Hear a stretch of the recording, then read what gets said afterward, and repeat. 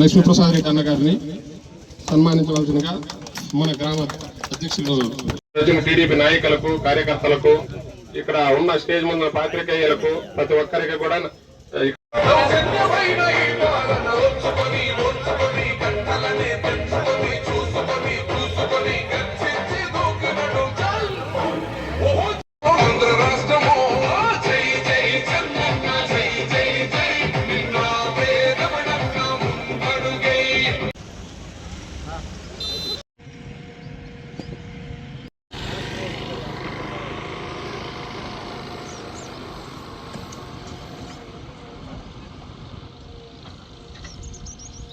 సంఘాల బాధ్యత ఈ జిల్లా స్థాయి కార్యక్రమానికి హాజరైనటువంటి చిన్నమండ్యం ప్రజలందరికీ నా నమస్కారం. ఈ వేదికని అలంకరించిన నాయకులు అందరూ లక్ష్మీప్రసాద్ రెడ్డి గారు, ఇక్కడ వాటర్ యూజర్ అసోసియేషన్ నీటి సంఘాలు నాయకులు, నా కలీగ్ డిస్ట్రిక్ట్ ఆఫీసర్స్ అందరూ, టీడీ డ్వామా వెంకటరత్నం గారు, రిటైర్డ్ ఎస్సీ వెంకటరమయ్య గారు, district water resource officer and SCHN Venkataramaiah గారు మరియు SCHNSS విఠల్ ప్రసాద్ గారు, వీళ్ళందరికీ కృతజ్ఞతలు మరియు అభినందనలు కూడా. ఈ జిల్లాకి నేను సెప్టెంబర్ మంత్ పోయే సంవత్సరం సెప్టెంబర్ 14వ తేదీ సండే రోజున జాయిన్ అయ్యాను. జిల్లాలో జాయిన్ అయినప్పుడు ఈ జిల్లాలో ఉన్న ముఖ్యమైన సమస్యలు ఏమేమి ఉన్నాయని వీటి గురించి ఒకసారి అసెస్ చేయడం జరిగింది, ఒక అంచనా వేయడం జరిగింది. ముఖ్యంగా ఎక్కువ సమస్య నీళ్ళు లేకపోవడం, నీటి భద్రత లేకపోవడం. మనం చూస్తే దాదాపు జనవరి మంత్ నుంచి ఇంకా వేసవికాలం స్టార్ట్ కాకుండానే, సమ్మర్ సీజన్ స్టార్ట్ కాకుండానే దాదాపు 40-45 హ్యాబిటేషన్స్ కి ట్యాంకర్స్ ద్వారా నీళ్లు పంపాల్సి ఉంటుంది. ప్రతి సంవత్సరం నీళ్లు పంపాల్సి ఉంటుంది. కొన్ని గ్రామాలకి, కొన్ని ఊళ్ళకి సంవత్సరం అంతా ట్యాంకర్స్ ద్వారానే నీళ్లు పోతుంది. ఏది ఒక బోర్వెల్లో కూడా, సింగిల్ విలేజ్ స్కీమ్ లో, ఒక హ్యాండ్ పంప్ లో కూడా నీళ్లు రాదు. ఖరీఫ్ సీజన్ లో పోయే సంవత్సరం మనం చూస్తే జూలై ఆగస్ట్ లో వేయాల్సిన పంట గురించి మాట్లాడితే దాదాపు 40-50% భూమి బీడుగా వదలాల్సి వచ్చింది. అసలు కల్టివేషన్ లేక, ఎందుకంటే నీటి భద్రత లేదు. పొలాలు వేస్తే, పెట్టుబడి పెడితే, విత్తనాలు వేస్తే వాటర్ లేక అంత పంట బతకదు అని ఆ భయంతో చాలా మంది రైతులు భూమిని వదిలేసేవాళ్ళు. అలాంటి పరిస్థితుల్లో ముందు ఈ జిల్లాకి ఉన్న మొట్టమొదటి సమస్య, దీని మీద మనం దృష్టి సారించాలి, దీన్ని మనం పరిష్కారం చేయాలి. అది నీటి గురించి, నీటి భద్రతని ఏ విధంగా ఈ డిస్ట్రిక్ట్ లో ఎన్షోర్ చేయాలి, ఏ విధంగా దీన్ని తీసుకురావాలి. దీని గురించి మన సీనియర్ ఆఫీసర్స్ అందరితో, TD DWAMA, HNSS, irrigation, minor irrigation అందరితో కూర్చొని చాలాసారి డిస్కషన్ చేయడం జరిగింది. దీనిలో మన జిల్లాలో ఇంకొక సమస్య ఏంటంటే పెద్ద ప్రాజెక్ట్స్, మేజర్ ప్రాజెక్ట్స్ ఏవి లేవు.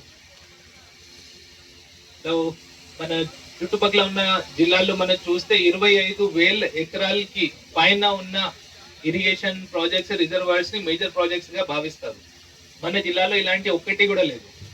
ఒక వెలిగల్లు ప్రాజెక్ట్ ఉంది, దీని కింద 23,000 ఎకరాలు ఆయకట్టు ఉంటుంది. అది కూడా సక్రమంగా పూర్తిగా డెవలప్ కాలేదు కాబట్టి రైట్ మెయిన్ కెనాల్ లేదు, అది కూడా పూర్తి అభివృద్ధి జరగలేదు.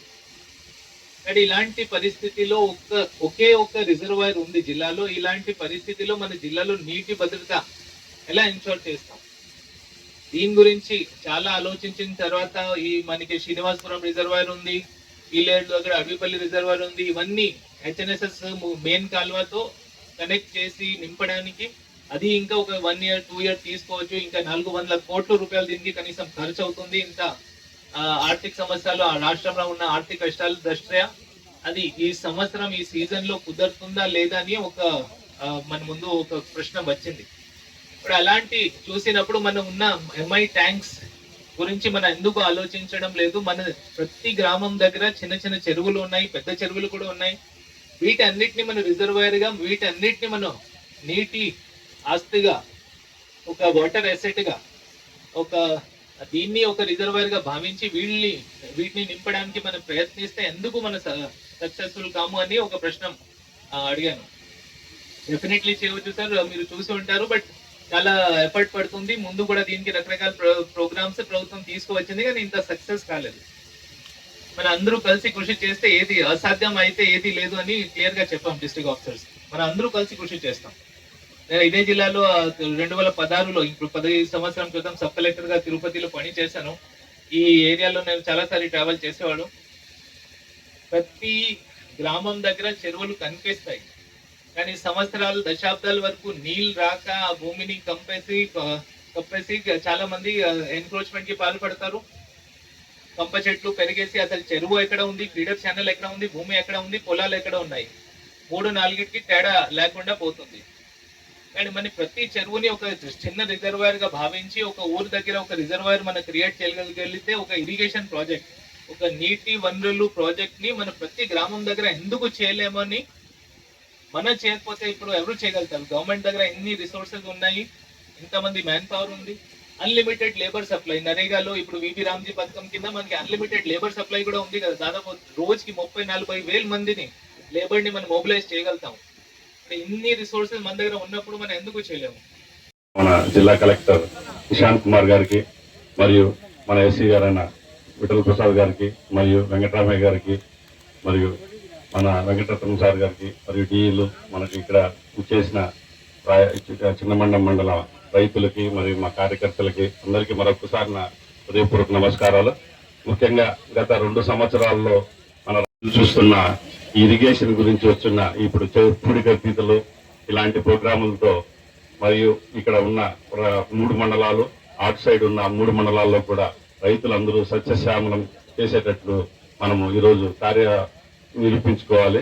అలాగే మన స్టేట్ గవర్నమెంట్ మన రోజుల్లోనే ఈ ప్రోగ్రామ్ ను కంప్లీట్ చేయడం జరుగుతుంది. అందుకనే మనం ఇక్కడున్న అధికారులతో మరియు ముఖ్యంగా మన రైతు సోదరులు అందరూ మమేకమై మనకు ఏ చెరువులో ఏ పని ఉంది, ఏ చెక్ డ్యామ్ లో మనకు పని అవసరం ఉందో అందరూ కోఆర్డినేట్ చేసుకుని చక్కగా ఈ ఒక్క 100 రోజుల్లోనే సుమారు 3 నెలల్లోనే మనము ఈ కుంటలు కానీ, చెరువులు కానీ, మరియు చెక్ డ్యాములు కానీ పునరుద్ధరించుకుంటే రాబోయే ఆగస్టు నాటికి మనకు మన యొక్క డ్యామ్స్ లో ఇక్కడ ఉన్న కుంటల్లో కానీ, చెరువుల్లో కానీ పుష్కలంగా నీళ్లుంటే రేపు రాబోయే సంవత్సరం పాటు వ్యవసాయాన్ని చేసుకునేదానికి మనకు చక్కగా అవకాశం ఉంటుంది. అలాగే మన కలెక్టర్ గారికి ఒక్కటే విన్నపం, సుమారు మనము ఈ 2 సంవత్సరాల్లోనే మనకు వెలిగిల్లు ప్రాజెక్ట్ ద్వారా మన రామాపురం కానీ, లకిరెడ్డిపల్లి కానీ, గాలివీడు మండలాలకు పుష్కలంగా ఉన్న చెరువులు 70-80 చెరువులు నింపడం జరిగింది. అలానే పుష్కలంగా నీళ్లు రావడం జరిగింది. అలానే ఇలా ఇక్కడ ఉన్న ఈ 3 మండలాలకు కూడా చిన్నమండం, తంబేపల్లి మరియు మన రాయచూటి మండలాలకు ఈ ట్యాంకుల ద్వారా ఈ పునరుద్ధరించుకోవడం ద్వారా మనకు పుష్కలంగా నీళ్లు ఉండేదానికి మనం కలెక్టర్ గారు చొరవ తీసుకొని మాక్సిమం మాకు ఇక్కడున్న చెరువులు కానీ, కుంటలు కానీ, చెక్ డ్యాములు కానీ శాంక్షన్ చేసి దీని యొక్క రిపేర్లకు, మరమ్మతులకు మీరు చొరవ చూపాలని అవకాశాన్ని ఇచ్చిన మన చిన్నమండం గ్రామం ప్రజలకి మరియు రైతులందరికీ మరొకసారి నా హృదయపూర్వక నమస్కారాలు.